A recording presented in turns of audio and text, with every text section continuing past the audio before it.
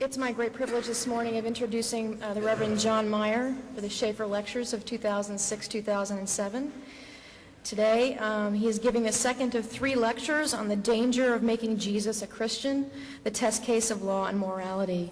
Tomorrow, just so you can mark your calendars, he'll be speaking on the Jewish Jesus and the purity laws at 10:30, and we'll have a conversation with him at 11:30.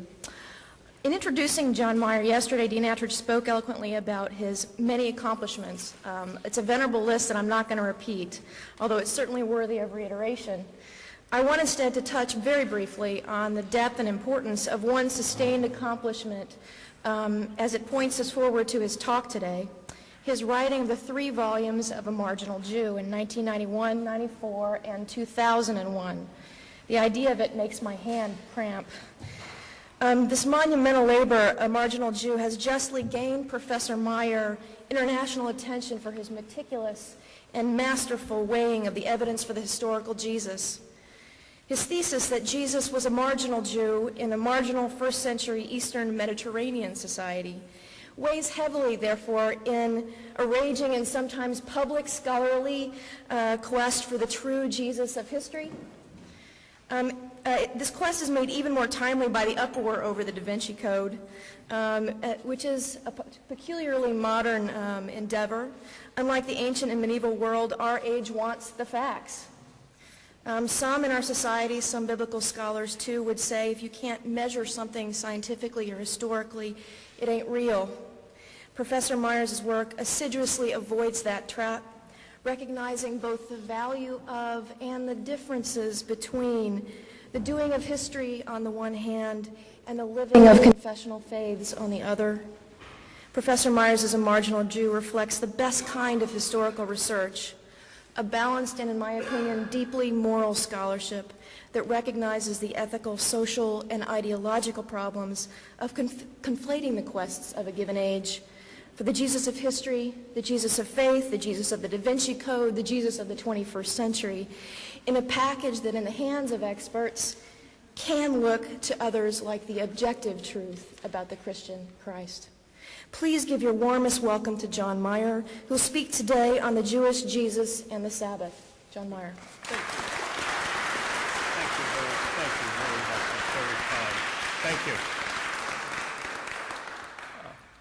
It is a great, let me stress once again what a great privilege and honor it is to be here at Yale addressing you with all the marvelous resources of Yale throughout. Last night I went to the great new play at the Yale Repertory Center, Eurydice, and just I marvel at the resources you have here at Yale. In fact, if some of you, and you should catch Eurydice, which is in its last week right now, make sure you do not drink, though, from the river Lethe, lest you forget the thread of the argument for these 3 lectures.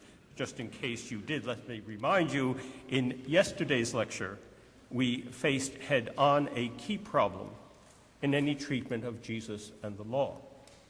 The Jewish Jesus, while presupposing and affirming the law in general, rejected an important social institution permitted and regulated by the law, namely divorce. Indeed, he declared that anyone who carefully followed the Mosaic law in divorcing and remarrying sinned against a commandment of the Decalogue, thou shalt not commit adultery. And we left ourselves hanging, as you should always in a lecture series, namely, what are we to make of all this? If nothing else, we are reminded that the Mosaic law was a fluid and contested reality in first-century Palestine, and Jesus took part in the lively argument. The historical Jesus is the halakhic Jesus. Perhaps we can gain greater clarity on the position of the historical Jesus vis-a-vis the law by broadening our circle of inquiry to include another, and indeed much more central institution than divorce, an institution enshrined in and positively commanded by the Torah, namely the Sabbath. Now, it may seem almost foolhardy to try to tackle the two topics of the Sabbath and the historical Jesus in a single lecture. A bookshelf in my office is in danger of collapsing from all the volumes and articles on the Sabbath that have appeared in recent years.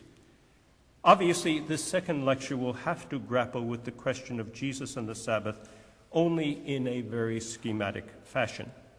In outline form, then, I will attempt to tackle this immense topic by way of three main questions which you have on your handy handout. First question, in a number of gospel stories, Jesus himself is accused of violating the Sabbath. Do any of these stories go back to the historical Jesus? Second, does the story of Jesus defending his disciples against the charge that they, not he, violate the Sabbath go back to Jesus? And third, do any of the detachable sayings of Jesus on the Sabbath go back to him? We begin then with the first question, the question that covers the vast majority of the narrative material dealing with Jesus and the Sabbath. Specifically, we ask, do any of the stories in the four Gospels where Jesus himself is accused of directly violating the Sabbath have a chance of going back to the historical Jesus? At first glance, the answer would seem to be obviously yes. Most, if not all, of the gospel sources, certainly Mark, special Matthew, special Luke, and John, and some would add Q, both in narratives and in sayings, present Jesus battling with opponents over Sabbath observance. Surely this multiple attestation of sources and forms proves that such substantive conflicts over the Sabbath do go back to the historical Jesus. But, and there was always the but in historical Jesus research, but as questers of the historical Jesus should know by now, a quick initial overview of multiple sources and forms proves little or nothing. It is simply an initial clue, which you then have to pursue in detail. The individual cases need to be probed in detail before they can constitute a convincing argument. Granted the limitations of time, I will outline ever so briefly what such a detailed probe would look like and what I think its upshot should be. The outline of this probe proceeds in six obviously imperfect, because there are six imperfect steps. Step one involves the general but vital observation that in all four Gospels, Jesus himself is directly accused of violating the Sabbath in only one way, namely by healing illnesses on the Sabbath. Nothing else, ever. As we shall see in our second major question, Jesus' disciples are accused of plucking grain and therefore of reaping on the Sabbath in Mark 2. But the Markan Jesus is not presented as joining in the action he then defends. In John 5, the paralytic by the pool of Bethzatha is accused of carrying his mat after his healing on the Sabbath. Jesus never carries a mat. But in both the Synoptics and John, Jesus himself is accused only of healing and therefore of breaking the Sabbath, even in those cases where the healing involves no physical action on Jesus' part whatever. He simply says, get up before everybody, stretch out your hand. He doesn't do a thing. Still, he violates the Sabbath by healing, we are told.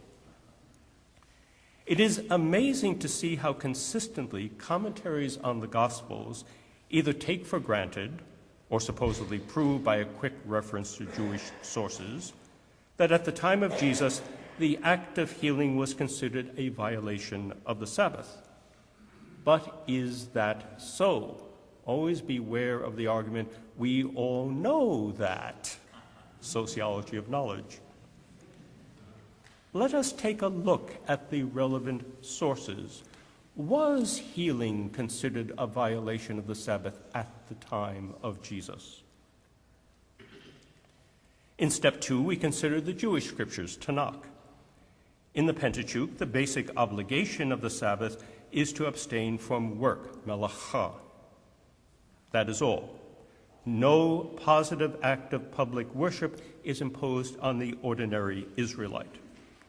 The problem is the Pentateuch supplies only a few examples of what constitutes the type of work that is prohibited. The basic and original object of the prohibition was agricultural work, especially sowing and reaping, to which were added the gathering of wood, the kindling of fire, the preparation of food, and undertaking a lengthy journey. That was about it. Intriguingly, some of the most important halakhic prohibitions come not from the Mosaic Law, but rather from the latter prophets, where the prohibition is extended to urban business and the carrying of burdens in public. Always be aware of that trap. Oh, the prophets were against legal observance. They were the free spirits. A lot of halakha comes from the prophets, not the Pentateuch. In post-exilic Jerusalem, Nehemiah still had to struggle against the sale of merchandise and agricultural produce on the Sabbath, and this in Jerusalem. Indeed, ostraca fragments may indicate that even in the 1st century CE, some Palestinian Jews continued to ignore the ban on commerce. This, then, is a summary of the surprisingly sparse details of what kind of work Tanakh forbids on the Sabbath. Not a word, you notice, about healing. The deuterocanonical or apocryphal books included in some Christian Bibles add little to the list of prohibited works. The only new directives come from 1st and 2nd Maccabees. Jewish soldiers are permitted to fight defensive battles on the Sabbath, but may not initiate attacks. In addition, all Jews are to be exempt from paying duties and tolls and from appearing in court on the Sabbath. No healing in sight. Step 3 brings us to new and richer halakhic fields as we survey the non-canonical Jewish literature of the last 2 centuries BCE. The 2 most significant sources are the Book of Jubilees and the Damascus document, now supplemented by the fragments from Cave 4 at Qumran. In Jubilees, we find for the first time normative lists of prohibited works, a new kind of literary genre or gattung. Indeed, the stringency of Jubilee sectarian halakha extends this list of prohibited works so widely that it encompasses such diverse and otherwise permitted activities as sexual intercourse with one's wife and in any military battle on the Sabbath. A still more extensive list is found in the Damascus document, in what scholars call the Sabbath Codex. Taking for granted most of the biblical prohibitions, the Damascus document lays down punctilious rules about a wide range of matters. Here at last, some scholars claim, we find the very first prohibition of medical treatment on the Sabbath. More precisely, scholars like Lutz Düring, in his mammoth German work fittingly entitled Sabbat, sees in an obscure prohibition in the Damascus document, column 11, lines 9 and 10, a first step in the direction of forbidding healing activity on the Sabbath. This passage reads, quote, "Let no one carry samanim on himself," that is, on his body, "to go out or to come in on the Sabbath," end quote. Since there is no other Jewish Palestinian text prior to Jesus that explicitly prohibits acts of healing on the Sabbath, this text is understandably seized upon as prime evidence that healing was indeed forbidden by the Sabbath halakha of at least some groups. However, 2 aspects of the text make this attempt at creating a parallel highly problematic. First, the exact meaning of the key noun samanim is disputed. Various scholars suggest the meaning perfume, fragrant powder, spices, medicine, healing or hurtful powder, or, of course, soon after medicine, poison. While the reference to medicine is possible, it is not certain. Second, in a sense, though, the precise meaning of the noun is beside the point. The context shows that the focus of the prohibition is the action of carrying objects in and out of one's house or of lifting an object on the Sabbath. Whatever the meaning of samanim, the question is whether such an object can count as clothing, which one can certainly carry on one's body, even on the Sabbath, or whether it counts as some sort of burden that one is not allowed to transport on the Sabbath. In sum, granted the long and wide-ranging list of prohibited works in Jubilees and at Qumran, the silence about healing is eloquent. Cum tacet clamant, as Cicero would say. Step 4 brings us to the Jewish diaspora around the turn of the era. Despite the fact that Sabbath observance was one of the most distinguishing features of Jewish life in the eyes of their pagan neighbors, large parts of this Jewish literature do not treat the topic. Even when an author like Aristobulus gives some philosophical consideration to the Sabbath, the mystical number 7, he never lists detailed prescriptions governing observance. While Philo of Alexandria does not give us a single catalog of prohibited acts like the Damascus document, he does supply, unlike so many other diaspora authors, a good number of Sabbath prohibitions, many of which are found in or are clearly derived from the Jewish scriptures. Josephus, understandably, has much less than Philo to say by way of detailed Sabbath prohibitions. The important point for us is that, once again, none of these authors writing in Greek around the time of Jesus ever mentions healing as one of the prohibited works. Well, having failed to find any background to the idea that Jesus' healing activity violates the Sabbath in the literature before 70 CE, our only recourse is to move ahead to step 5, namely the Mishnah, redacted around 200 CE, with all the problems that the use of later rabbinic works for the time of Jesus entails. At first glance, our prospects are promising, since the Mishnaic tractate Shabbat offers the full flowering of all the list in Jubilee and Qumran, namely the famous list of 39 prohibited works. But then we are chagrined to find out that in this grand list of 39 works, drawing in all sorts of marginal actions as prohibited on the Sabbath, in the list of the grand 39 works covering just about everything imaginable, healing is never mentioned. Nor is it mentioned in the different list in Tractate Yom Tov. Intriguingly, one must search outside of these set lists to find in the Tractate Shabbat some statements of individual rabbis forbidding certain specific actions that intend to supply healing or comfort to a sick person. Even here, the decisions are hedged around with considerations of intention and amount of activity involved, and in true rabbinic fashion, dissenting voices are heard. One gets the impression that the prohibition of curative actions on the Sabbath is a relatively new and not undisputed arrival on the scene.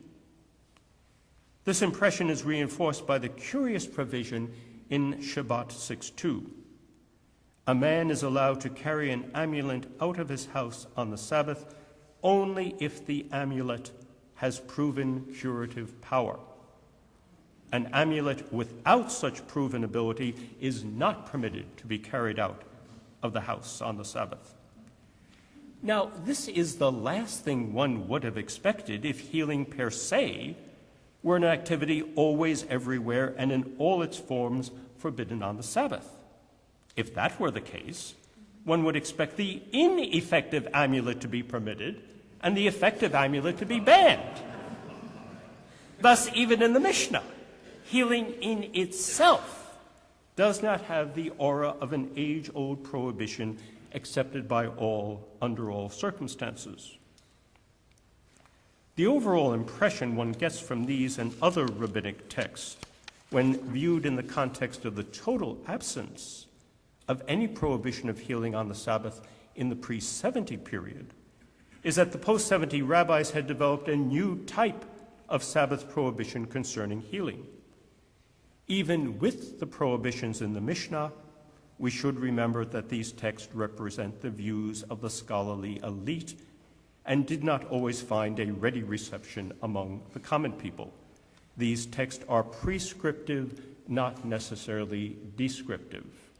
If, for instance, in the 22nd century, a sociologist of religion wanted to find out what American Catholics do and believe day in and day out in 2006, the last thing he or she should do is go to the Code of Canon Law and the Catechism of the Catholic Church.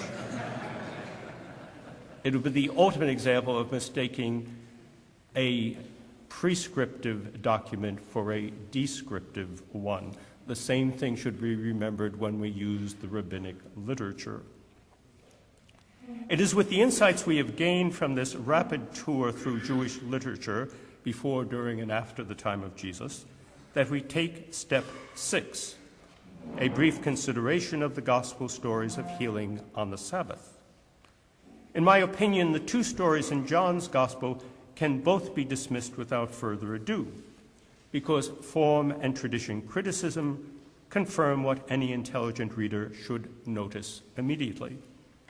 Unlike the synoptic stories, where the Sabbath is mentioned early on and repeatedly in the stories of healing, neither the healing of the paralytic in John 5 nor the healing of the man born blind in John 9 contains any reference to the Sabbath in the miracle story proper. It is only after the miracle story proper is finished and the polemical dialogue begins that the evangelist, almost as an afterthought, mentions, oh, by the way, the healing took place on the Sabbath, which allows me to go ahead with the controversy. What we have here is a clear case of the redactional technique of John as he goes about building his huge literary structures that take up whole chapters. In both chapter 5 and chapter 9, we have John's characteristic pattern of sign leading to polemical dialogue, which in turn leads to Christological monologue. It is telling that in chapters 5 and 9, neither the sign nor the lengthy monologue contains any mention of the Sabbath whatever. Thus, when isolated as discrete units of the Jesus tradition, the healings in chapters 5 and 9 have nothing to do with the Sabbath, and for the quest do not really count as Sabbath healings. We are left then with the Sabbath healings in the synoptics that cause a dispute.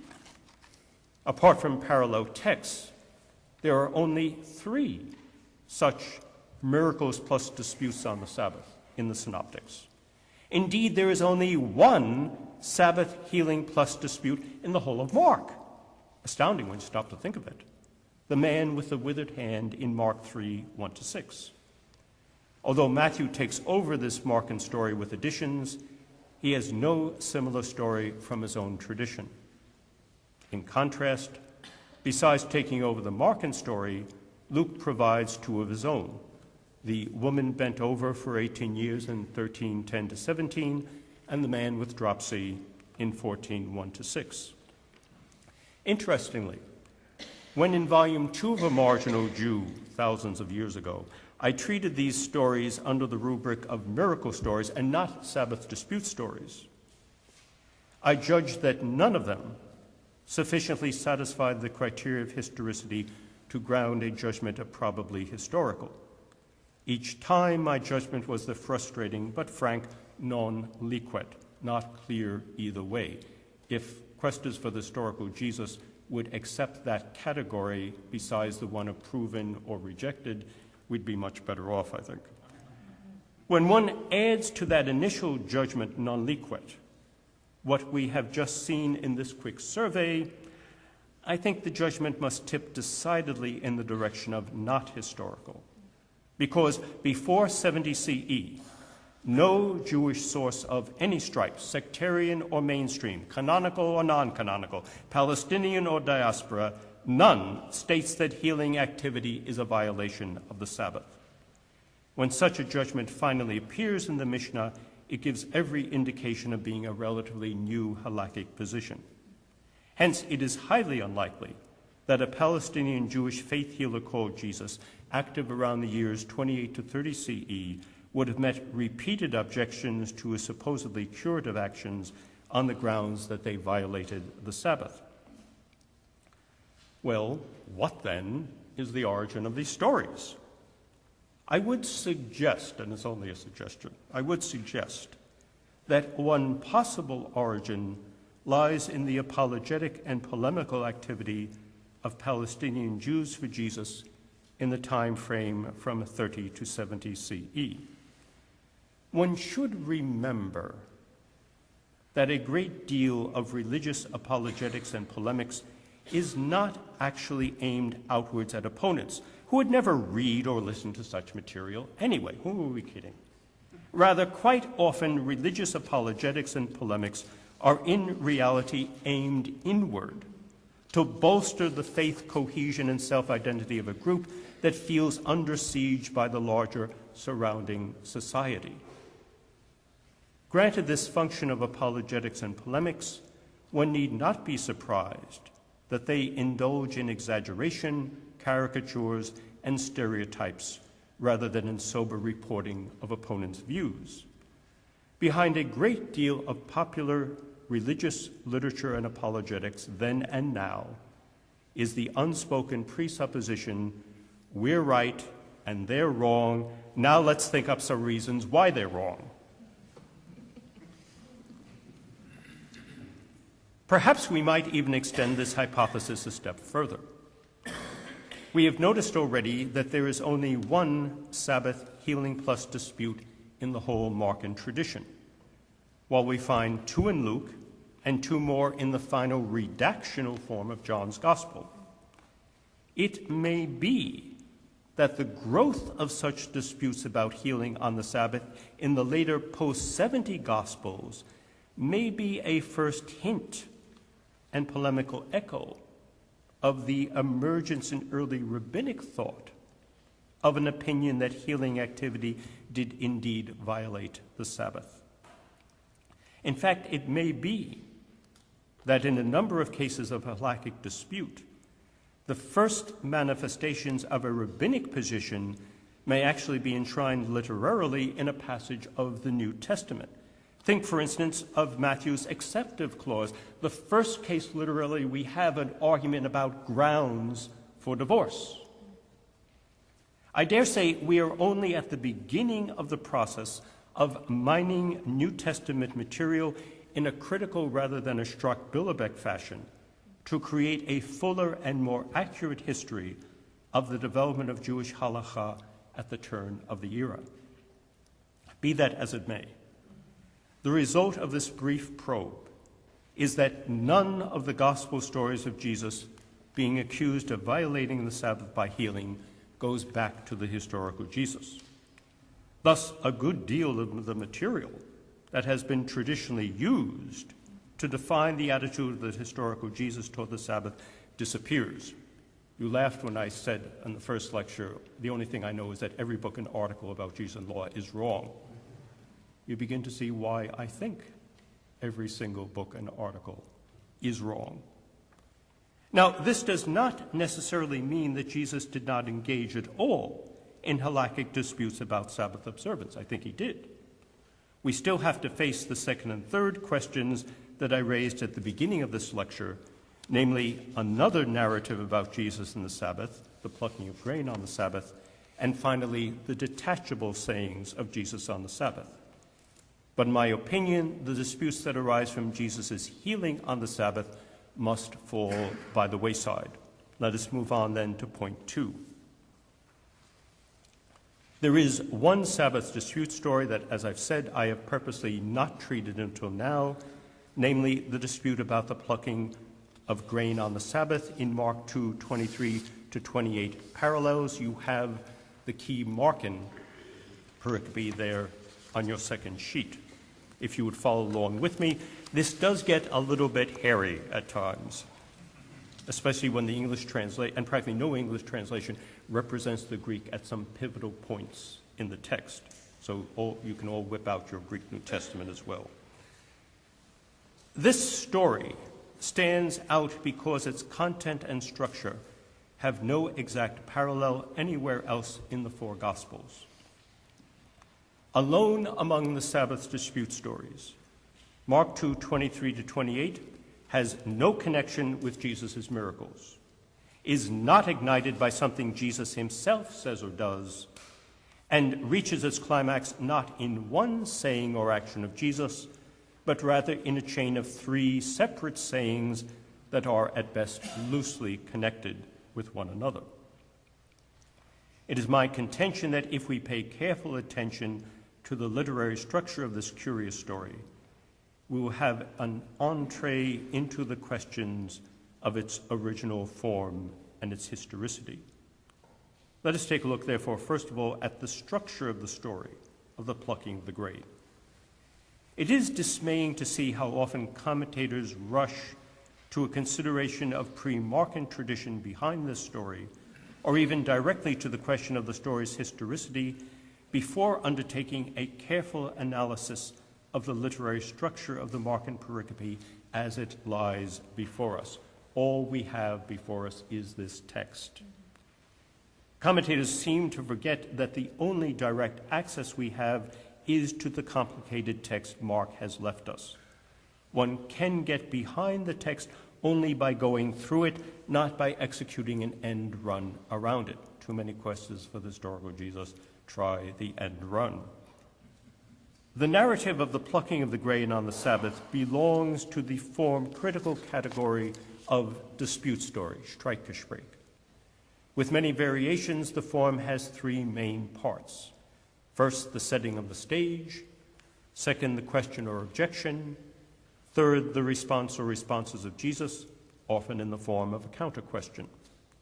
Applying this grid to the somewhat idiosyncratic case of Mark 2:23-28, we can discern the following elaborate structure. And here I would ask you to follow with the text of Mark's Gospel, all the better if you have the Greek text in front of you.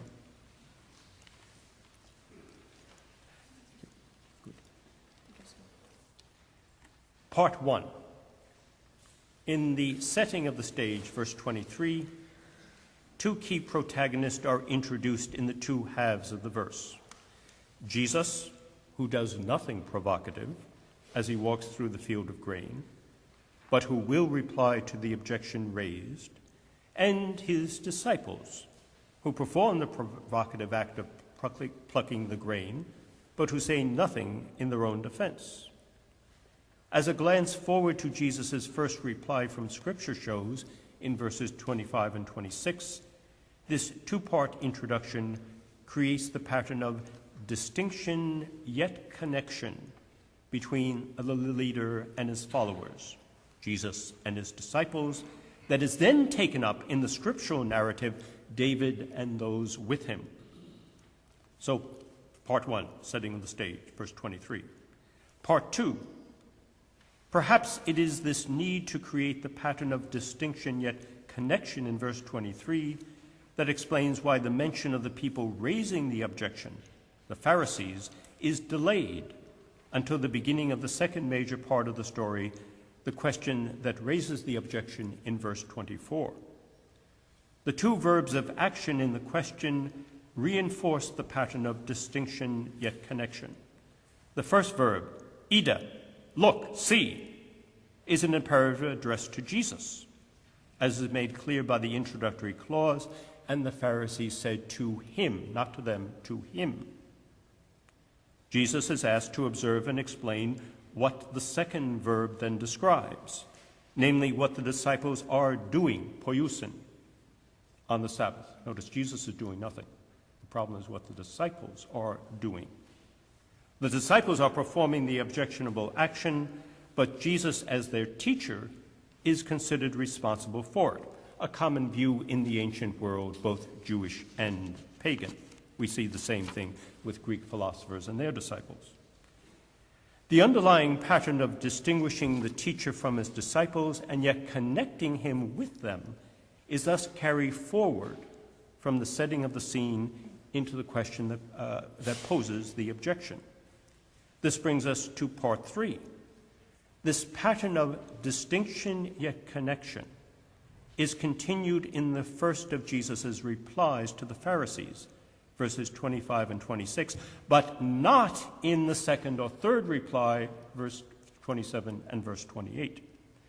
In the first reply, verses 25 and 26, the story of David visiting the sanctuary at Nob, 1 Samuel 21, 2-10, is condensed and altered in such a way that both verse 25 and verse 26 reflect the pattern of distinction yet connection that has been introduced in the setting of the stage and continued in the raising of the objection.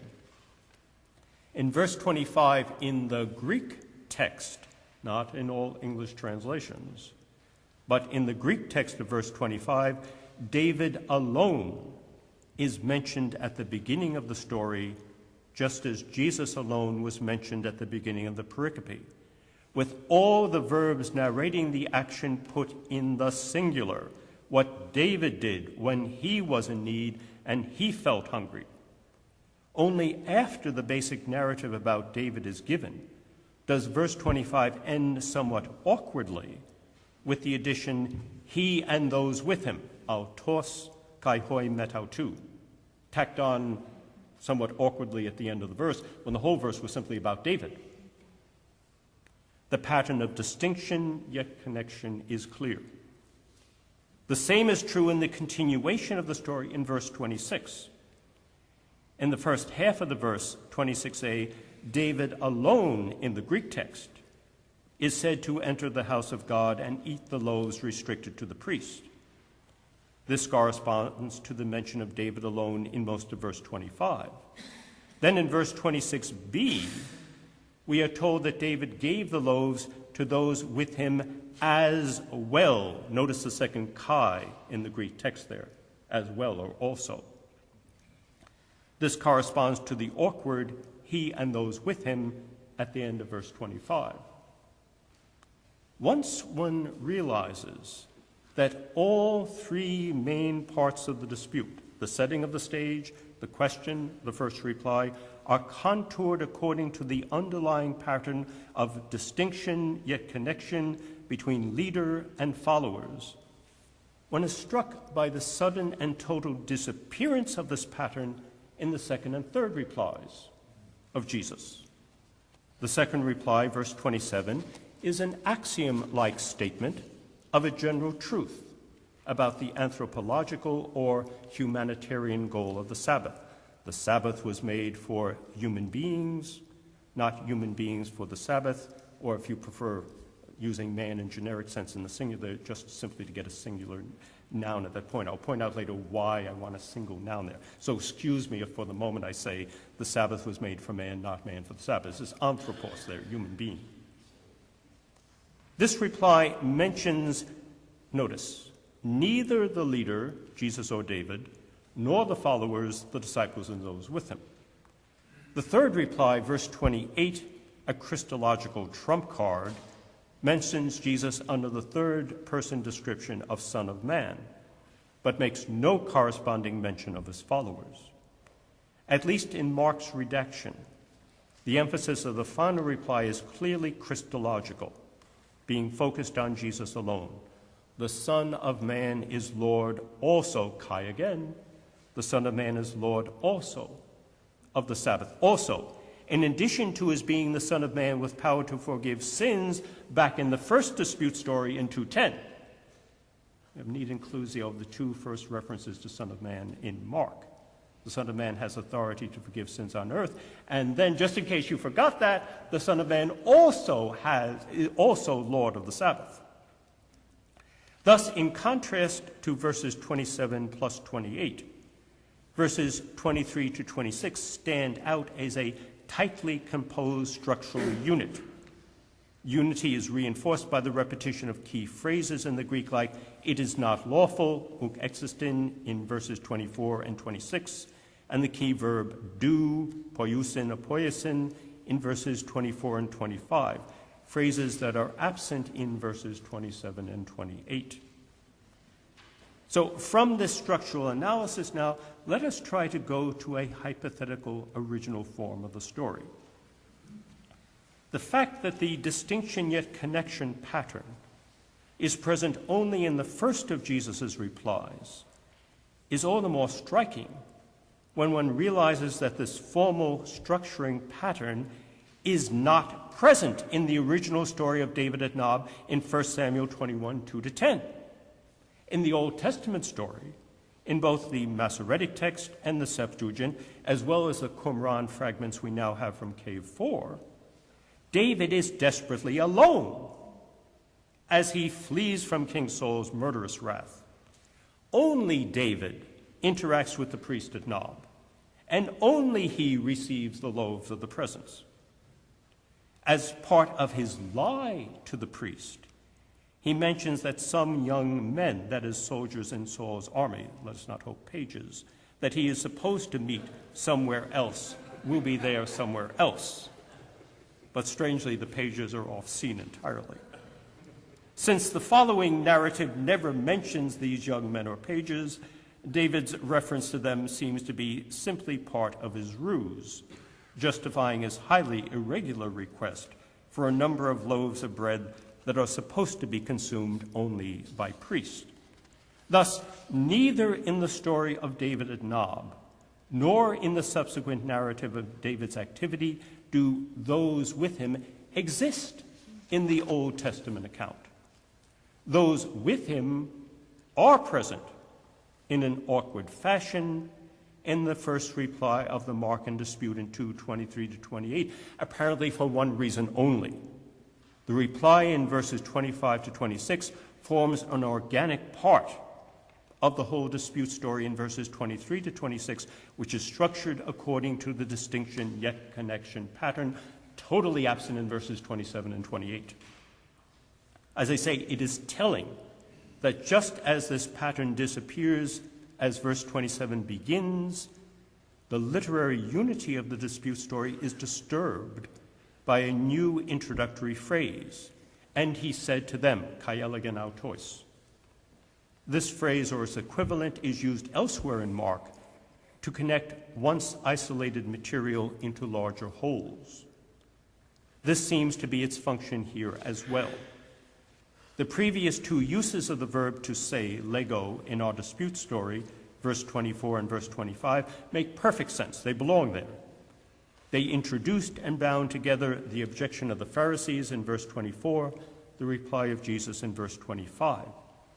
The sudden reappearance of, and he said to them in verse 27, when Jesus has been speaking all along, serves no purpose within the literary structure, which it actually disrupts.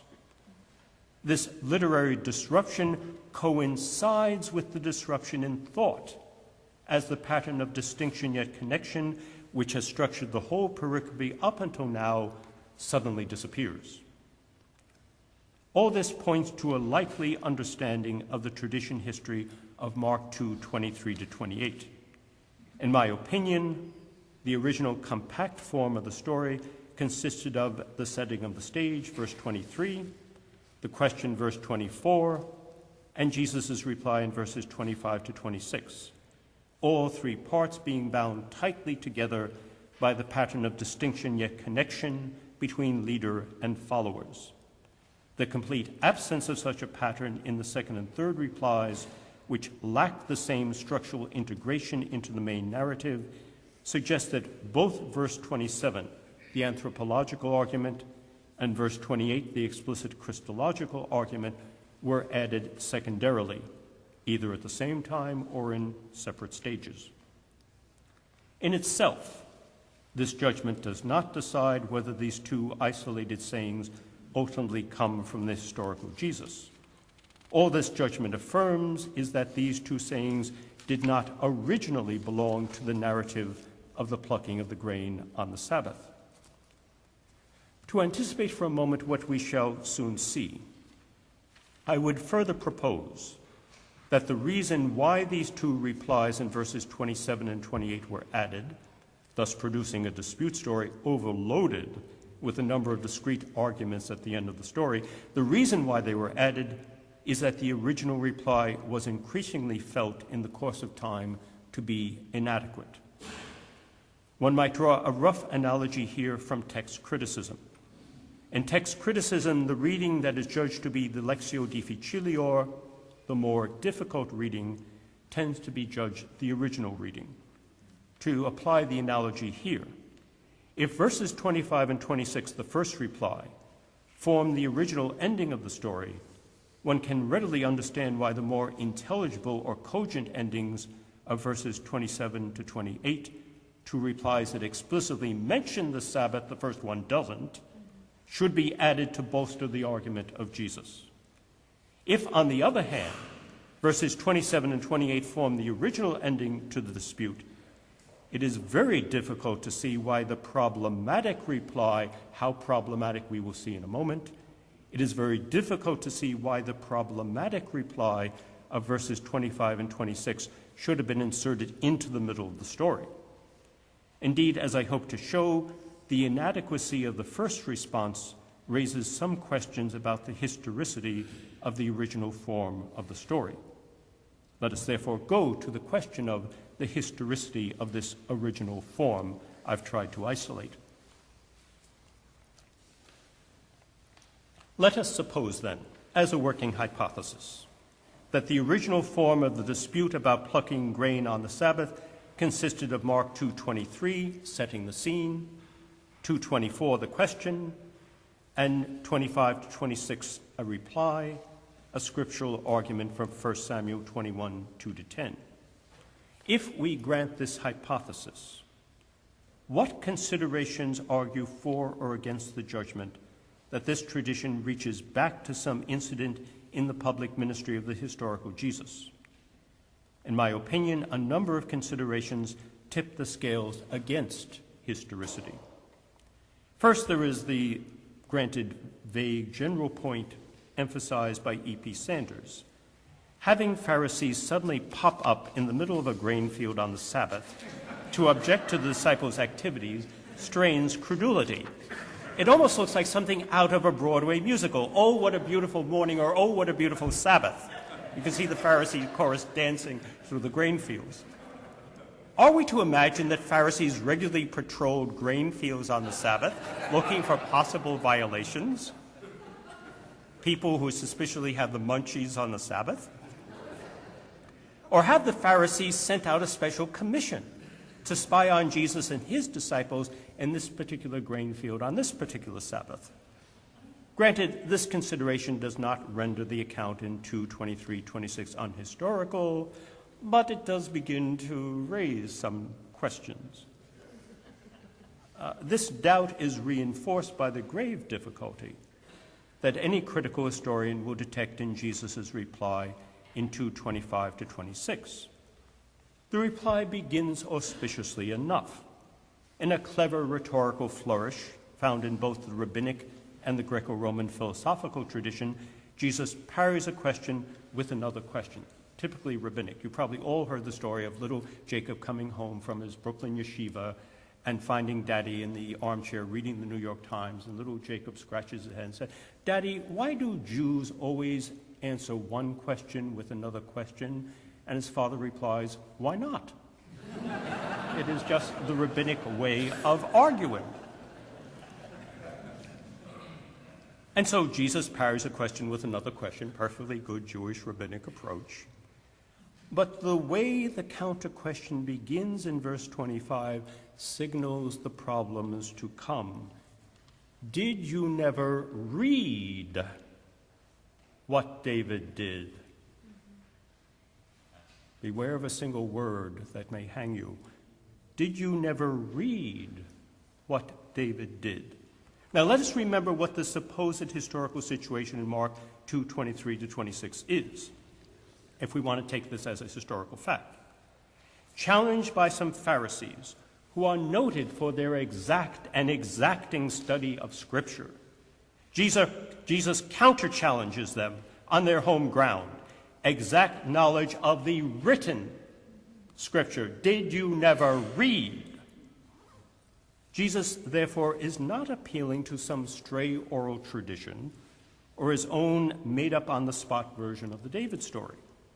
He consciously challenges the experts in the Scriptures to recall and then properly understand a given text of Scripture, namely 1 Samuel 21, 2-10. Okay. The problem is, Jesus, at least the Markan Jesus, proceeds in the presence of the scriptural experts to mangle and distort the text of the story, whether we read the text in its Masoretic Hebrew form, the alternate form found at Qumran fragment of 4Q Samuel B, the Septuagintal form, which often agrees with 4Q Samuel B against the Masoretic text, interestingly, or the later Targumic Aramaic form. Whatever form you use, he mangles it. We've seen some of the inaccuracies already.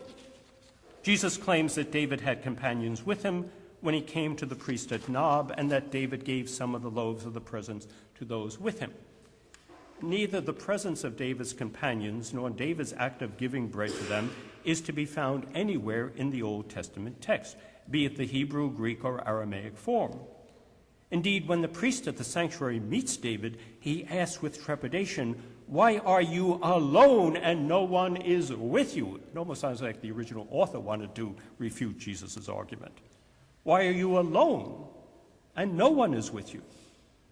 In other words, the text of 1 Samuel 21:2 directly and blatantly contradicts what Jesus claims the text says. Moreover, 1 Samuel 21:2-10 never states explicitly that David, let alone his non-existent companions, is hungry and eats the loaves then and there. Such details might be inferred from David's request, but since the text never says that David eats the loaves at Nob, one might infer instead that David is providing himself with food for his subsequent journey, a sort of viaticum. A more serious problem lies in the basically irrelevant nature of the scripture text Jesus chooses in order to defend his disciples' behavior.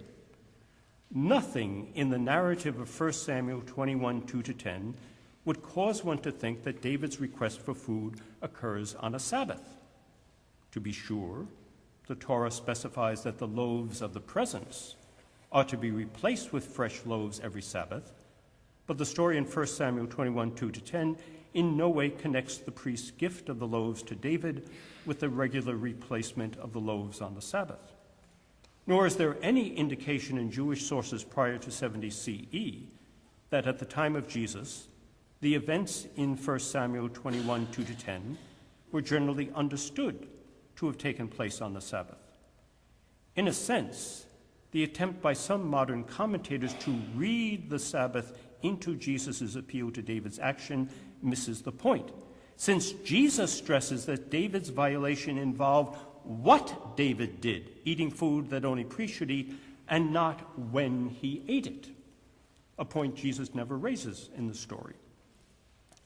Oddly, the Markan Jesus, who freely interpolates a number of other details into the text of 1 Samuel, is careful to adhere to the written text on this pivotal point of was it on the Sabbath or not. Despite Jesus' other additions, and despite his explicit reference to the Sabbath in his second and third replies in verses 27 and 28, the Markan Jesus does not venture to insert the element of the Sabbath into the story of David, even though this is the one addition that would have made the story truly relevant through the objection raised by the Pharisees in Mark 2:24. Without this correspondence, the case of David simply illustrates a general claim that dire human need or an emergency situation can override details of religious law. A claim that does not fit the Markan narrative, where nothing has been said about the disciples being in dire need or facing an emergency. We're not even told in the Markan text that they're hungry. The synoptic parallels add that, sensing you need something here to connect the Jesus event with the text of 1 Samuel. Mark never says that the disciples are in some sort of emergency situation, they haven't eaten in days, etc., anything of the sort. Still more embarrassing is the error about the identity of the priest to whom David speaks at Nob. Both the Hebrew and the Greek forms of 1 Samuel 21:2 make clear that the priest whom David addresses is Ahimelech. No other individual priest is mentioned as being on the scene. In fact, no other priest is mentioned by name in the story. There is therefore no basis in the Old Testament text of the story for the mistake the Markan Jesus makes in claiming that the high priest in charge at the time was Abiathar. In Mark 2:26, how David entered the house of God when Abiathar was high priest. Abiathar archiereos. Abiathar, at least according to the most reliable Old Testament tradition, was the son of Ahimelech, with whom the Markan Jesus has confused him. It is amusing to see how past commentators have searched high and low for any and every exegetical escape hatch to save them from having to admit that Jesus, at least as Mark presents him in 2:26, makes a flagrant error about what the text of 1 Samuel 21, 2-10 says. Alas, none of the escape hatches is convincing unless one is determined beforehand to be convinced. The conclusion we must draw, both from this error and from the other examples of Jesus' inaccurate retelling of the Old Testament story, is simple and obvious. The recounting of the David and Ahimelech incident shows both an appalling ignorance of what the Old Testament text actually says and a striking inability to construct a convincing argument from the story. Now, one might object that all these rationalistic observations I'm making fail to appreciate that Jesus in sovereign fashion is rewriting the Old Testament story according to his own purposes. It's all midrash, and midrash, like charity, covers a multitude of sins. A simple reply to this objection is that without the much-needed insertion of the Sabbath into the David story, the purpose of Jesus' supposed midrashic rewriting remains unclear. More to the point, though, the defense that Jesus is, with sovereign freedom, rewriting the story of David at Nob does not fit the scene Mark depicts in 2:23-26, the scene we are testing for its historicity. As we consider the scene, we need to recall the agonistic culture of the ancient Mediterranean world, where public debates between contending parties, usually male, were a matter of honor and shame. According to Mark, Jesus has chosen to counter the Pharisees' challenge by challenging them on their knowledge of the written text of 1 Samuel 21, 2-10. Did you never read? Jesus' challenge hopelessly falls to pieces if he immediately proceeds to document his own glaring ignorance of the text of 1 Samuel 21, 2-10, which, according to Mark's account, he does. Now, at this point, some conservative scholars might be all too willing to deny the historicity of Mark 2:23-26, thus dodging a major theological problem by assigning the embarrassing mistakes to Mark rather than to Jesus. But that really would help an evangelical position, I'm not quite sure. However, a methodologically rigorous quest for the historical Jesus, by definition, does not admit theological concerns into its weighing of the arguments for and against historicity. If the historical Jesus made these embarrassing mistakes in his debate, then so be it. The historical Jesus was a scriptural ignoramus. An honest historian must let the chips fall where they may, and you cannot suddenly take out your broom to try to rearrange the chips on the floor. That said, you knew that was coming, didn't you?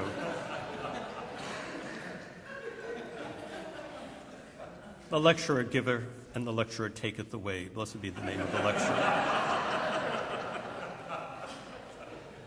That said, I think that these glaring errors in Jesus' scriptural argument offer a reason for assigning the story to early Christians rather than to Jesus, but the reason I would put forward is a historical one, not a theological one. If there is anything certain about the ministry of the historical Jesus and its denouement, it is that Jesus was an impressive teacher and debater.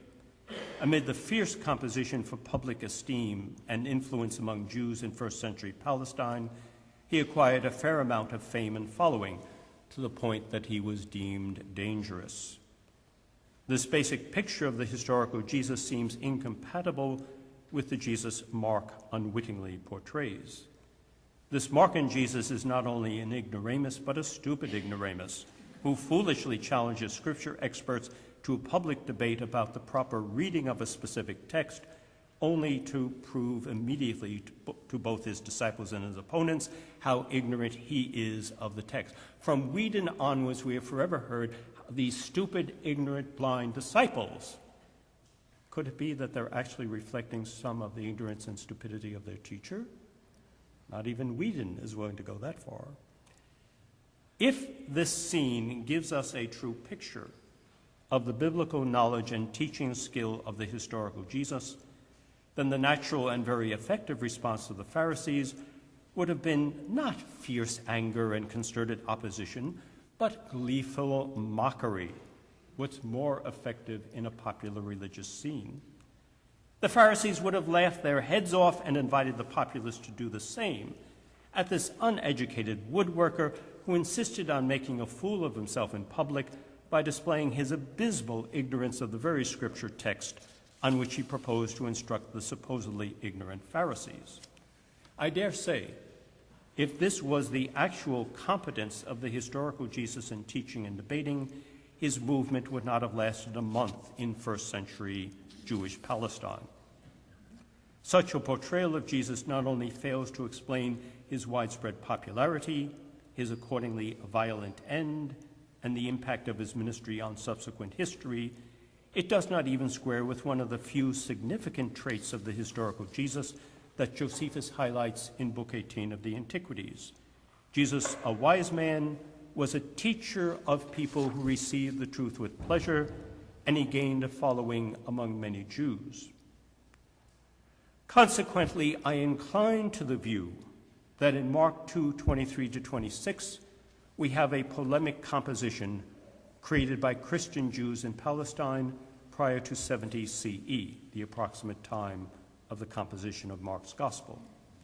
Now, the natural objection to my suggestion is that then there is no likely setting in life, Sitzenleben, for such a story among early Christian Jews in Palestine.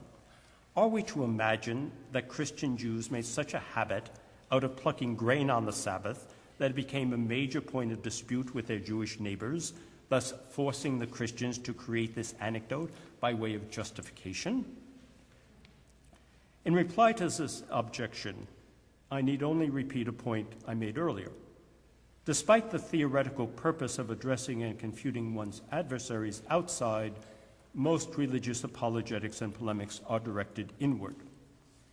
The overall situation of a hopelessly small group of pre-70 Palestinian Jews for Jesus, who feel beleaguered within a sea of Jews not for Jesus, is the real Sitzenleben of this dispute story. It is a prime example of how religious polemics generate more heat than light. In sum, while certainty is not to be had in such matters, I incline to the view that the core story of the plucking of the grain on the Sabbath, verses 23-26, is a not especially adroit polemical creation of Christian Jews in Palestine in the pre-70 period. Well, our survey of all the gospel narratives dealing with the Sabbath has had a disappointing upshot. None of the Sabbath narratives apparently goes back to Jesus. But what about individual sayings on the Sabbath that form and tradition criticism isolate and classify as originally independent logia that were secondarily attached to a narrative? Here, I think our results will be better, though limitations of time permit me only to outline my argument. No doubt the most popular candidate for authenticity is Mark 2:27, the second reply of Jesus in the plucking of the grain story. Personally, I do not feel quite as confident as some other critics in hailing the saying as certainly authentic. The arguments for historicity are rather elusive and indirect, but at least we have arguments. First, there is the argument from Jesus' characteristic way of speaking. Many scholars detect in the sayings most often attributed to Jesus a tendency to frame his teaching in crisp, striking, memorable proverbs and aphorisms structured along the lines of antithetical parallelism and or chiasm. This is certainly true of 2:27, which displays a remarkable fusion of antithetical parallelism and chiasm in a short, dense logion. Literally in the Greek, it's hard to represent actually in English, but literally in the Greek, the logion runs, the Sabbath for the human was made, and not the human for the Sabbath, is both antithetical and chiastic at the same time. Second, unlike the muddled argument about David in verses 25 to 26, the mashal in verse 27 is perfectly intelligible and plausible in the mouth of a Jewish Palestinian teacher around the year 28 CE. The same cannot be said of the clumsy argument about David in verses 25 to 26 or the Christological trump card in verse 28. As a Jewish parallel to verse 27, commentators invariably cite the saying of Rabbi Shimeon ben Menashe, who was active around 180 CE, a saying preserved in the great rabbinic Midrash on Exodus, the Mechilta. The saying goes, quote, "The Sabbath is handed over to you, but you are not handed over to the Sabbath." At the same time, though, there is an intriguing difference between this Mechilta saying and Jesus' logion. Rabbi Shimeon says, you, his fellow Israelites, you, to whom the Sabbath was given, namely by God on Mount Sinai, when he gave the Torah to Israel. Jesus instead speaks of the human being, or anthropos, for whose sake the Sabbath was made or came into existence, agenetor. Both of these phrases hark back to the creation narrative in Genesis 1. This reaching back to the order of God's good creation before it was marred by sin is typical of Jewish apocalyptic thought. It is found elsewhere in Jesus' teaching, notably in his teaching on marriage and divorce in Mark 10, 2-9 that we saw yesterday. In a larger sense, it is part and parcel of Jesus' proclamation of the coming yet present kingdom of God, which will bring God's original intentions for his good creation to fulfillment. In verse 27, Jesus' halakha is eschatological halakha, and this prime example of his eschatological ethic is notably lacking in any Christological overtone. Hence, while the criterion from coherence may not be as probative as multiple attestation or discontinuity, I think that coherence makes it more likely than not that 2:27 does come from Jesus. The same cannot be said of 2:28. The Son of Man is Lord also of the Sabbath. This logion has generated a flood of literature, much of it focused on a hypothetical original Aramaic form, with Bar Enashah, the Son of Man, possibly having a collective sense, humanity, human beings, the human race. In my view, such theories are beside the point, since verse 28 is most likely a Christian creation.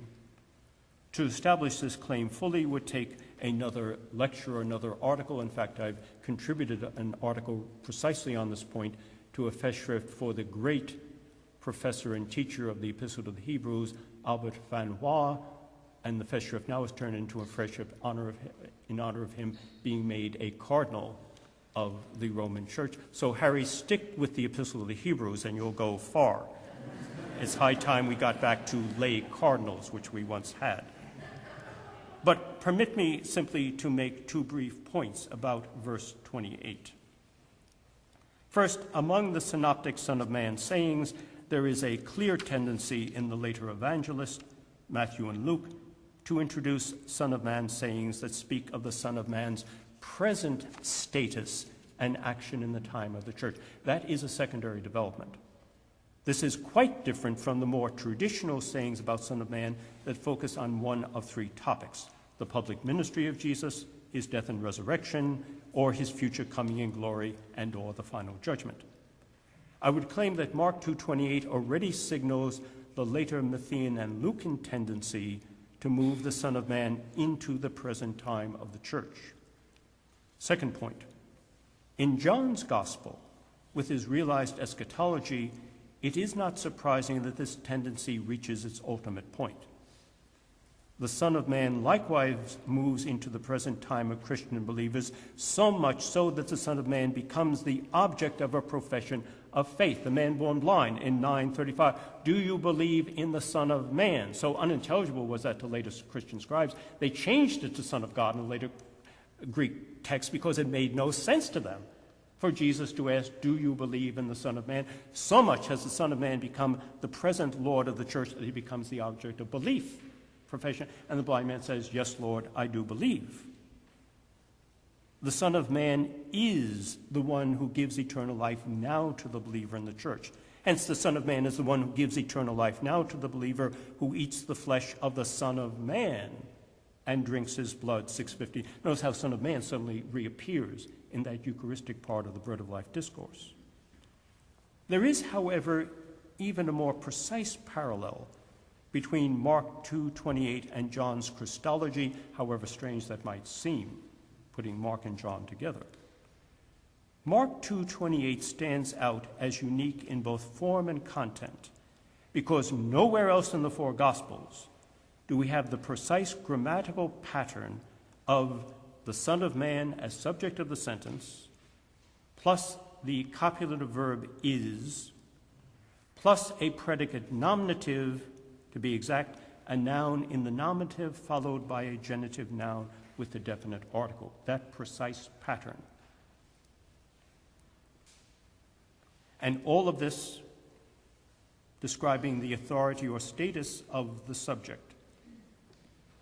Strikingly, when we combine Mark 2:28's claim to unique status on the part of Jesus with the sentence's unique grammatical structure, Son of Man subject, copulative verb is, plus predicate nominative noun with genitive definite article, oddly, the closest comparable pronouncements anywhere in the four Gospels are the I am plus predicate statements in John's Gospel.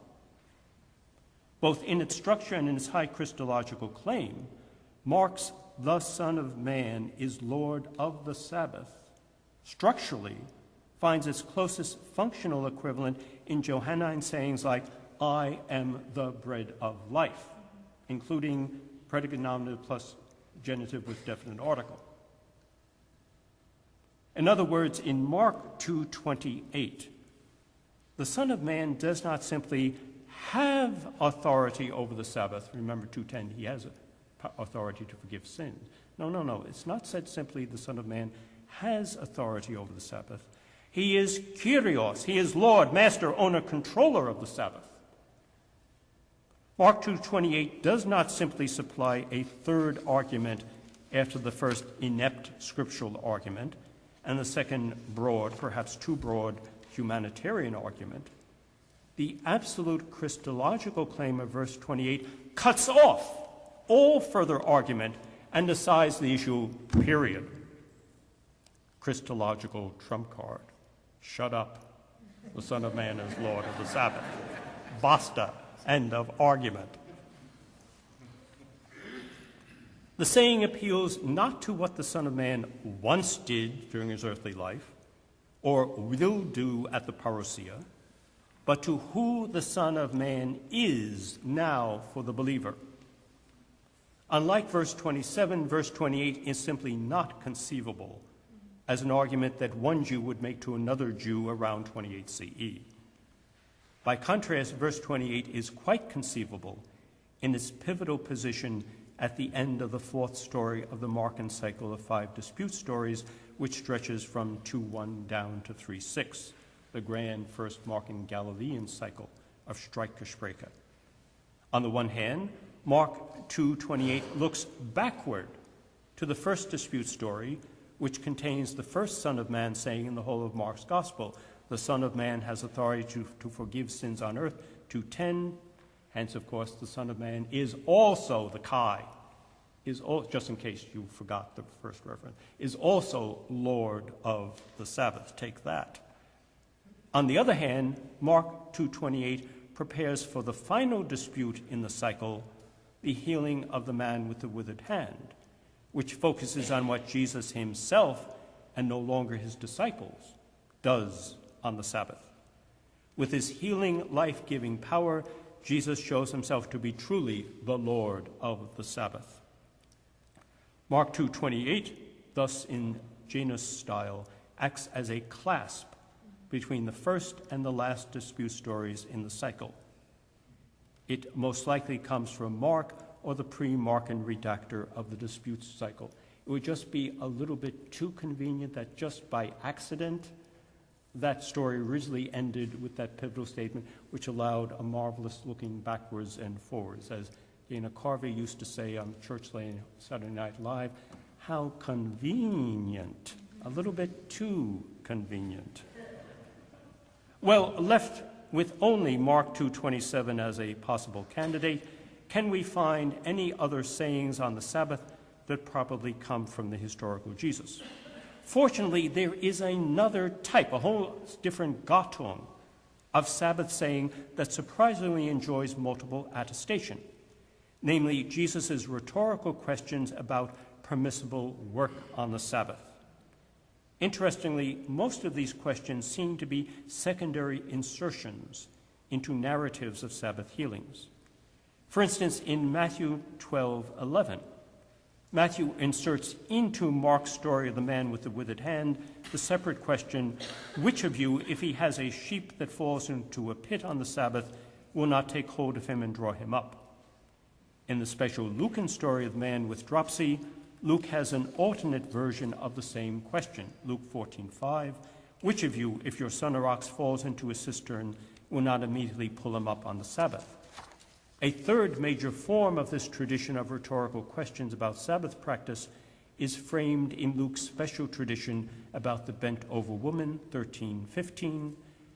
Does not each one of you on the Sabbath untie his ox or donkey from the manger to lead him away to drink?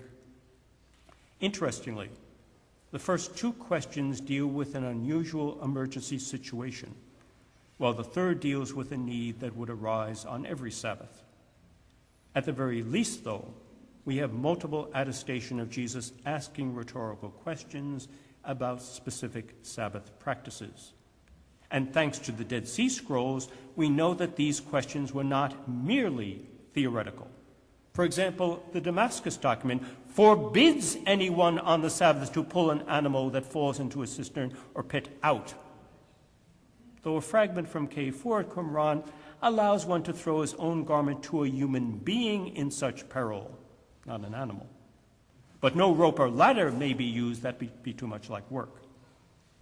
Indeed, as late as the 3rd century CE Tosefta, the rabbis will not allow an animal to be drawn out of the pit on the Sabbath, though fodder may be tossed to the animal to keep it alive.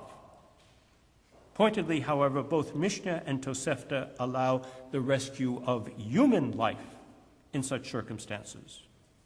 Hence, it seems that Jesus is disagreeing with the Essenes and possibly the Pharisees on their rigorous approach to the rescue of animals, and in the case of the Essenes, even of humans on the Sabbath.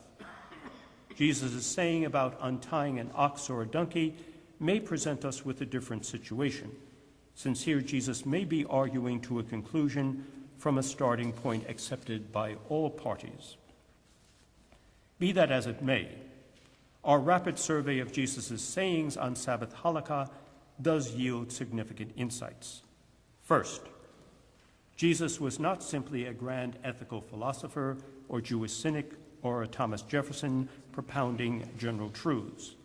he waded into the murky waters of specific debates over Sabbath observance. The historical Jesus is the halakhic Jesus, something Christians of almost every stripe prefer to forget. Second, in his positions on the Sabbath, Jesus opposed sectarian rigor and sought to influence ordinary Jewish peasants who might have been attracted by the admirable rigorism of the stringently observant. Perhaps the best description of Jesus' approach is not so much liberal as commonsensical. Third, in these Sabbath sayings, we may have a rare instance of Jesus engaging, at a distance, the position of the Essenes. His face-to-face competitors were more likely the Pharisees, who, like himself, were competing for influence among the common people. Fourth, certain halakhic questions about the Sabbath that were of burning importance for sectarian rigorists are simply absent from Jesus' teaching. A prime example is the question of the distance one may walk on the Sabbath. One wonders, is this a mere accident in the transmission of traditions, or was Jesus, the itinerant Jesus, simply indifferent to questions of how far you could walk on the Sabbath? Fifth and finally, one sees how searching for the historical Jesus can alter perspectives. If we simply look at the Gospels as they stand, supposedly the great task of interpretation today, if we simply look at the Gospels as they stand, Jesus' words and deeds regarding the Sabbath loom much larger than, say, his teaching on divorce. Yet, put into the sifter of the historical quest, much of the Sabbath material is eliminated, while the basic teaching on divorce is strongly supported by multiple attestation, discontinuity, embarrassment, and coherence. If nothing else, this is a sober reminder that the priorities and emphases of the historical Jesus may not be those of the early church or the evangelists, or at least not always. This reminder in turn raises an intriguing question. To what does the church today primarily look? Or on what does the church primarily base its ethical teaching? The historical Jesus or the canonical Gospels? As one moves, say, from a Schweitzer to a Bultmann or a Barth and back again to second quest or third quest or Jesus seminar, excuse me, what is the implied agenda? What is the implied criterion of what we should do? If the historical Jesus shows us one emphasis and the canonical Gospels show us a rather different emphasis? An intriguing question, yes, to which does the church today look for guidance? An intriguing question, yes, but one that crosses the forbidden line from the historical quest into theology, a dark place we dare not go in these lectures. To go where no exegete has gone before, I will not go. What we can affirm so far is that Jesus' approach to the law was as complex and multifaceted as the law in the first century itself was. And to repeat our theme song, the halakhic Jesus is the historical Jesus. We will underline that for the third and final time tomorrow morning. Thank you so much for your kind attention.